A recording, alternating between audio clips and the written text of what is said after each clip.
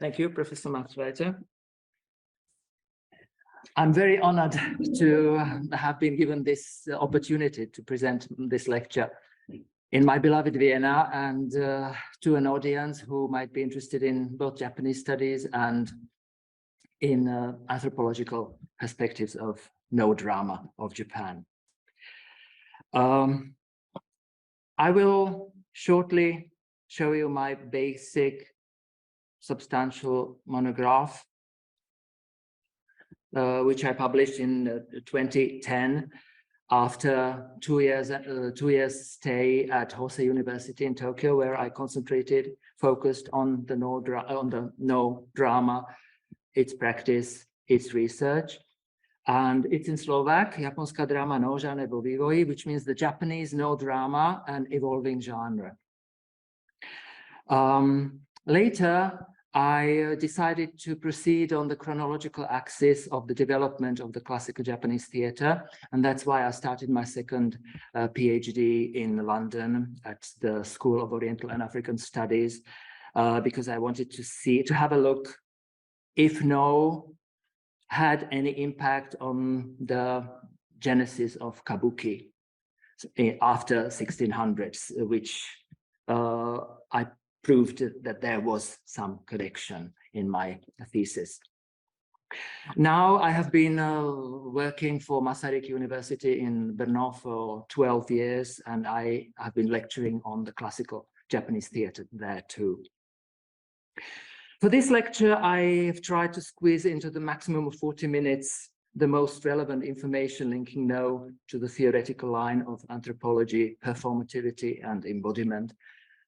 What I had to exclude, perhaps there will be an opportunity to get back to it in the discussion. I will then start off by general anthropological perspectives of various aspects of Noh. Then I will pick up two areas and focus on them in respect with the theoretical approach, which I think might be of interest to a broader audience, namely training and Noh mask. In English, Noh is pronounced no, but sometimes it can be not quite clear what I mean, but I will pronounce it in the English pronunciation, not Noh in the Japanese way, but in the English way. So when I say Noh, please understand that I mean the Noh drama.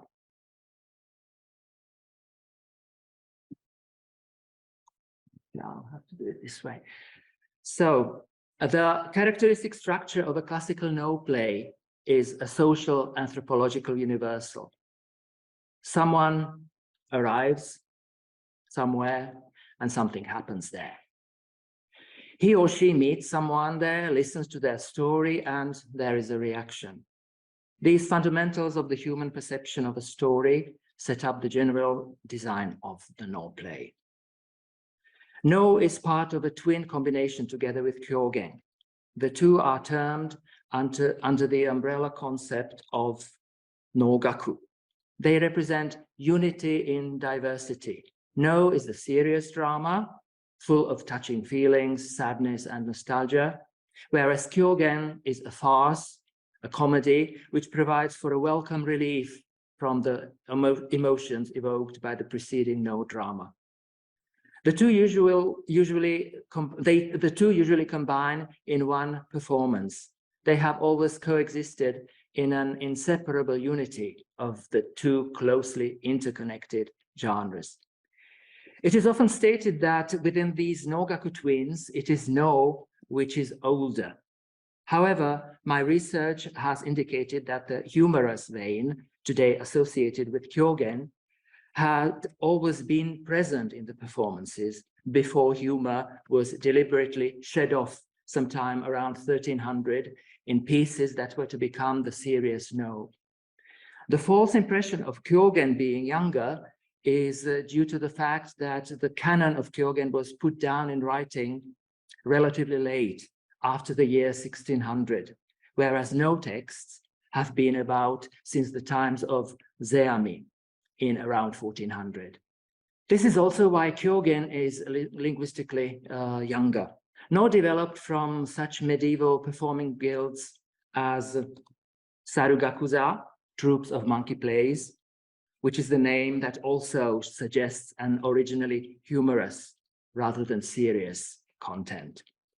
The heritage of the medieval guilds has left its footprint in the practice of Noh schools. Each of them has an individual style. It can be roughly said that they usually differ considerably in dance and singing, while texts are more similar across the schools. There is a strict hierarchy. The Noh actors are esteemed higher than Kyogen actors. But in fact, Kyogens are independent from Noh, while many Noh plays require a Kyogen actor. There is the part of Kyogen, somewhere midway the play, where the Kyogen actor retells the basic story in a light and often humorous way. This was originally done with the aim to explain the plot to less educated spectators who could not grasp the elevated, fossilized language of Noh. Within the Noh actors, the shitekata are the highest on the hierarchical scale, followed by the wakikata. The wakikata usually appear on the stage first and prepare the soil for the arrival of the shite, the main role type, central for the plot. Also, shitekata serve as koken, or a stage assistant. It is also a unique chance to see the face of a famous shitekata actor when he does the koken assistance, as he would normally wear a mask when acting in the shite role. The aspect of gender and age are prominent in Noh. Classical Noh is an all-male art, but there probably were women in the troops before Zeami, and nowadays a lot of women train and play Noh, though they aren't allowed the most official performance occasions called ono. They can only act in semi-official shimai performances in which some of the elements are reduced, like there are not full costumes, a full orchestra, or a full play. Zeami wrote in his Fushikaden that to play a female figure is advisable for a young actor, but it is one of the most difficult tasks. How far away the present practice of Noh has gone in comparison with that classical Zeamian teaching is best demonstrated by the fact that nowadays it is not uncommon to witness a shivering old actor enacting a young girl in a flowery costume. This is considered as the culmination of the art of impersonation. Besides his fascinating classical Noh plays, Zeami is also famous for writing over a dozen of theoretical treatises called Nogakuronsho. These writings remained hidden in various places, as Zeami tended to write them for one particular follower or disciple. They were thus kept as the secret private doctrine. They started to come to light only from the beginning of the 20th century and caused a revivalist boom. There appeared the slogan, Zeami ni kaere, return to Zeami, as it turned out how the practice had become diverted from the initial ideas formulated by Zeami.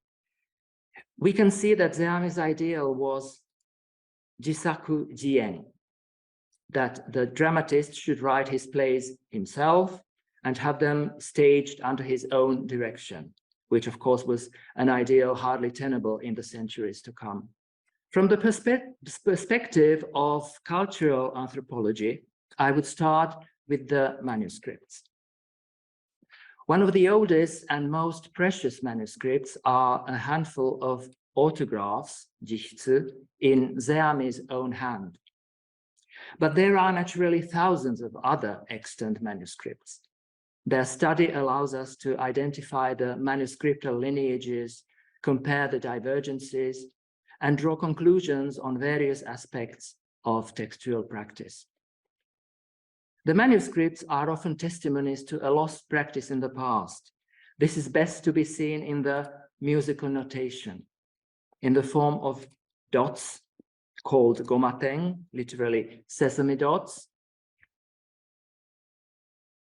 Notation has kept being transferred from publication to publication, meticulously reprinted in the modern official librettos used by the trainees within the given schools. Nevertheless, they do not always reflect the melody as is taught to be sung nowadays.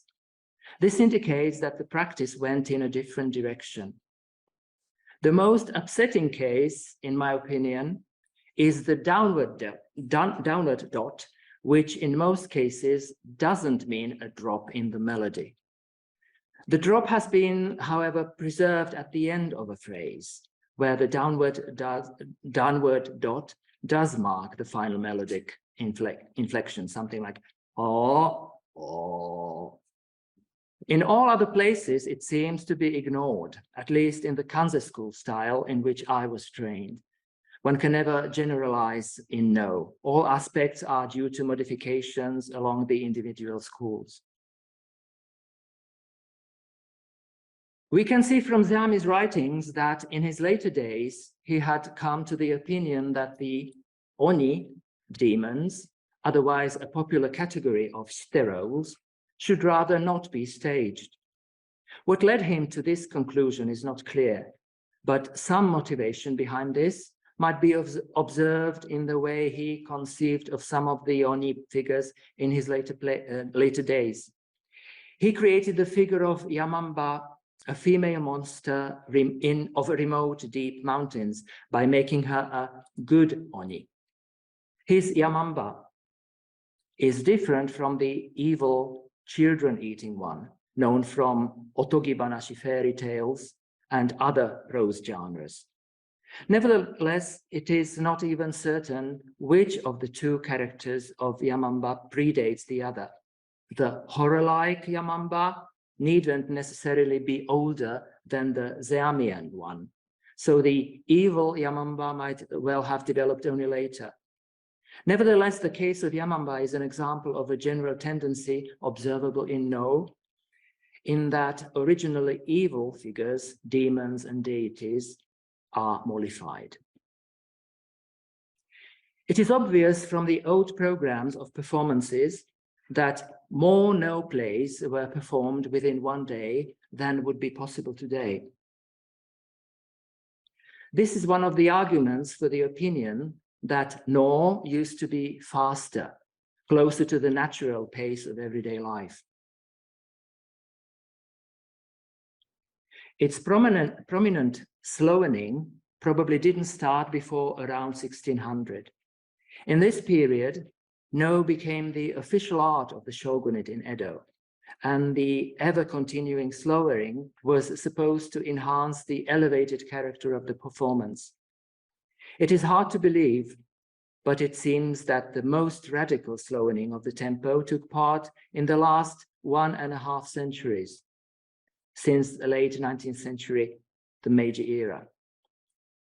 There have been some interesting experiments recently to restore No to its original status quo, including the faster tempo and the richness of melody.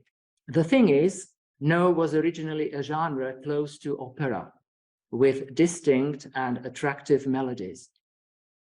The melodicity became gradually suppressed, especially in the process of samuarization of No after 1600. Some singing parts were reduced to a modulation lacking distinct musical tones, with the voice only vaguely gliding slightly upwards and downwards. This reduced melodicity is termed tsuyogin, in contrast with the more traditional, tonally based yowagin.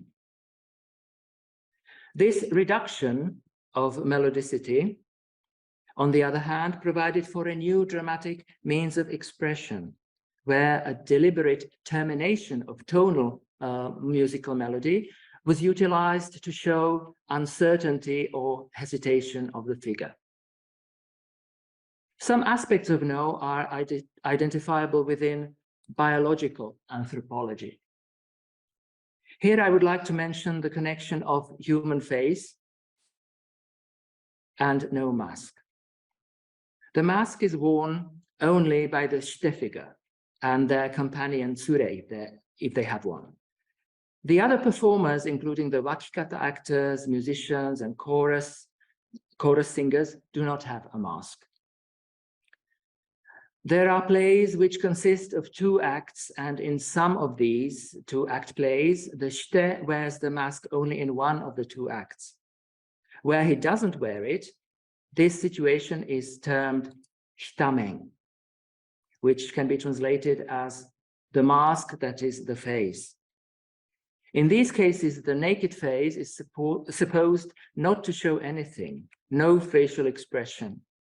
All the faces seen on the No stage are emotionless, while I, as a Western spectator, grown up in the Western theatrical tradition, tend to look into those faces and try to see if anything gets expressed in them.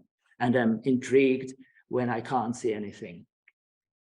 No can be life-endangering experience. There are a whole lot of legends concerning the precariousness of handling the big bell in the No play Dojoji. In it, a jealous woman sneaks into the Buddhist monastery where the object of her passion secluded himself as a monk. The principal attraction of the play is that she hides underneath a huge Buddhist bell. The bell falls down, and when it is lifted back, she appears as having turned into a demon.